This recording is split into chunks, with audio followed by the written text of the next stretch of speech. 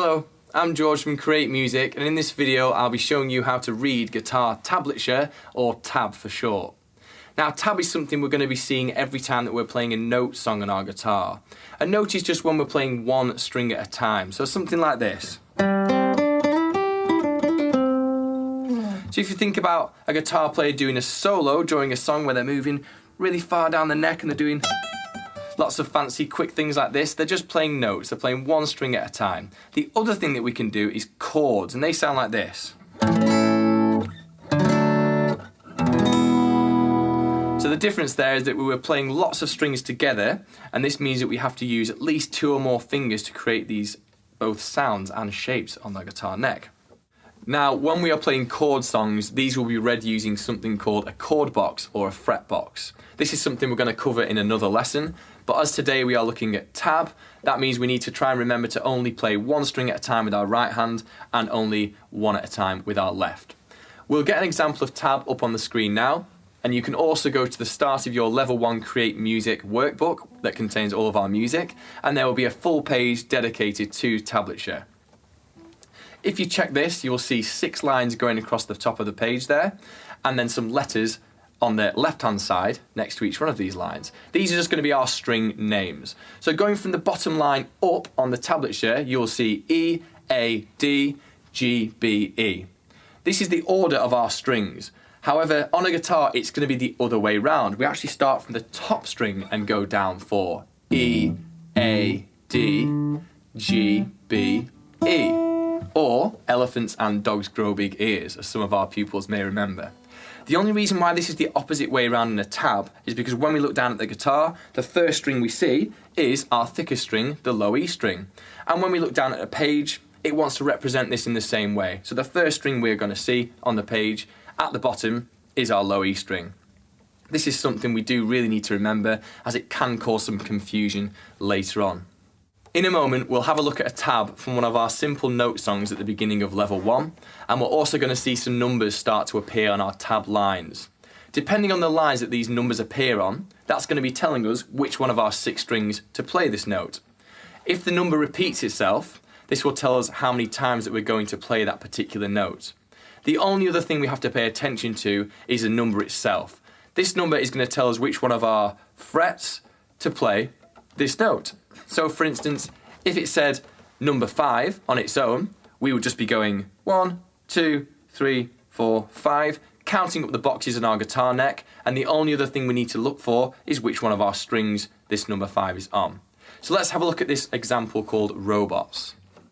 Looking at the tab for our note song Robots, we can see that these numbers are on 2 separate lines of our tab, which means we're going to be playing this song on 2 different strings. We're going to read all tab just like we would with wording, so from left to right. So the first 2 numbers we can see on this tab are 0, 0. Now, because this is a 0, it means we're not going to be playing any frets on our guitar. The frets start at number 1 up here and then count up 2, 3, 4, etc. Because this is a 0, it means that no frets are going to be played. We can take our finger off the string and play it on its own. Now, if you remember from earlier, because these 2 zeros have been written on the bottom line of our tab, this is our low E, or the top string of our guitar. Now, it's been written 2 times, which means that we have to play it twice, so it's going to sound like this. 0, 0. The next 2 numbers we can see moving along are going to be 4, 4. So now we're going to start using the boxes or the frets on our guitar. We need to still stay on the same line or the same string because that hasn't changed yet. I'm going to count up 1, 2, 3, 4 to our 4th fret.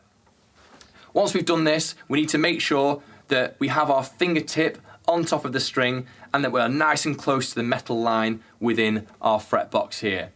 Squeezing down nice and hard will make sure that our note sounds as clear as possible and that there's no buzzing or popping like this. So that's 4, 4. So far we have 0, 0, 4, 4 on our low E string.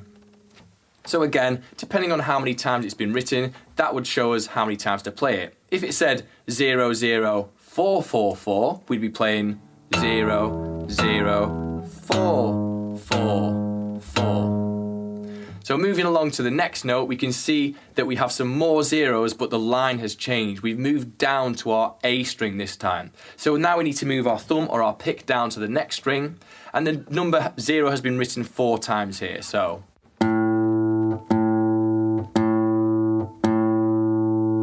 once we get to this point, we've finished the pattern and we can start from the beginning again. So we move our thumb back up to the start and we go from our 2 zeros on the E string, and then to the 4s, and then the zeros on the A string of our tab. As note songs increase in difficulty, this will usually mean that tabs become a bit harder to read. This might include numbers on lots of separate lines or strings of our guitar, and maybe each number is only written out once, so we don't have as much chance to see what's coming next. As long as we practice songs a bit slower to start with, we shouldn't have much issues as long as we pay attention to those 3 things, which are the number itself, so that we know which fret on our guitar to move our finger to, the line of our tab that it's on so we know which string, and also how many times the number has been written so we know exactly how many times to play that particular note.